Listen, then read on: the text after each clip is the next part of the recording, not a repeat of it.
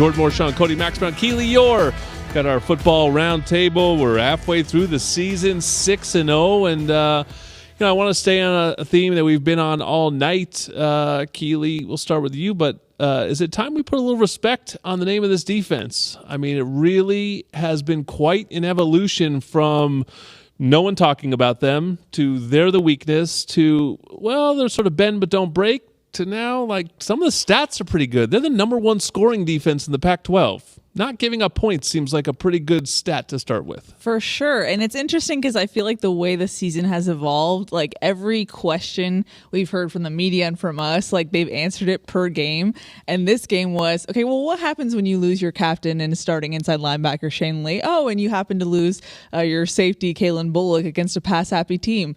What do you do now? And they still stepped up to the challenge. And Lincoln talked about it, but the way that they responded, especially that second quarter, I thought, this could get really bad. Like, Kalen got ejected. Wazoo marches down, scores. How does this team respond? And they did ultimately. And so, yeah, I think this defense, like, put some respect on their name. I think they're doing well so far.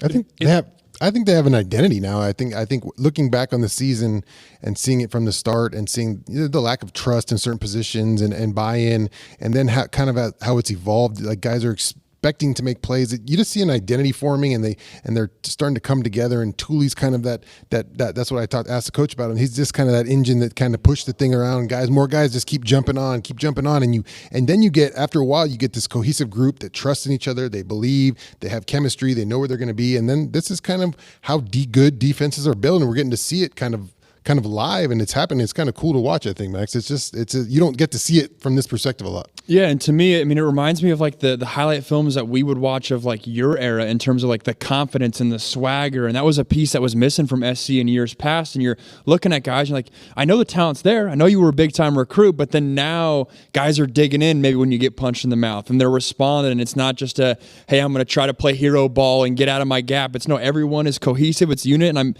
the question I had about confidence, I feel like when I watch the film, it's not just a fluff thing I'm saying or seeing. Yeah. You're seeing guys that are just, oh, I am that 4 or 5 star recruit, and I don't play like it. And it's not just the fake confidence either. I mean, we've seen a lot of that sort of false bravado, the big celebrations, and Coach talked about it. It's like, you're going to get found out eventually, so there's kind of no point in any of that. Yeah. And I agree. I think we're seeing the confidence, the swagger, without the sort of nonsense that we have seen go with it at times. Yeah, it's a collective effort from all 11 guys that's built on, I think they believe in the scheme and the coaches who are coaching them. And that's what I thought was interesting. Post-game, Lincoln was asked about, 6 games in as your tenure at USC, and he said, I really love coaching this team. And he said, if you ask anyone, I think we're all having fun, even though we're grinding.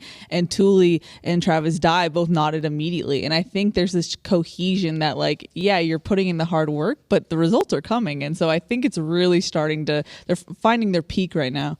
Shaun, on Keely's Victory podcast, I was listening to her talk to Dion Bailey about a quote. I was listening too. I listened to. Oh, thank you. Please download it wherever podcasts are downloaded. Thank you. But they were talking about Tuli Tui Pulotu, and it was an Andrew Voorhees quote, right? Yeah. That he said what was unique about him is that he could turn a speed rush into a power rush, sort of at the blink of an eye, right? Or sort of mid rush.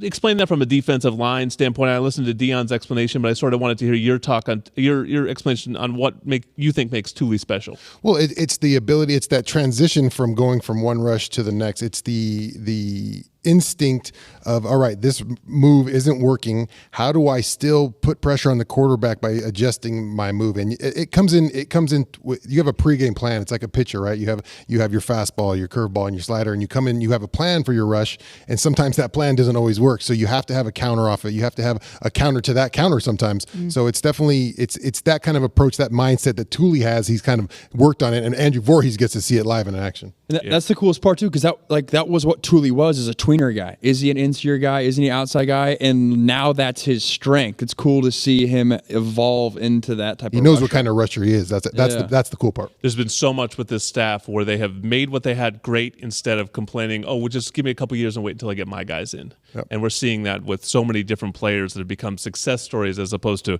oh, if I could just get him out of here, we'll be good.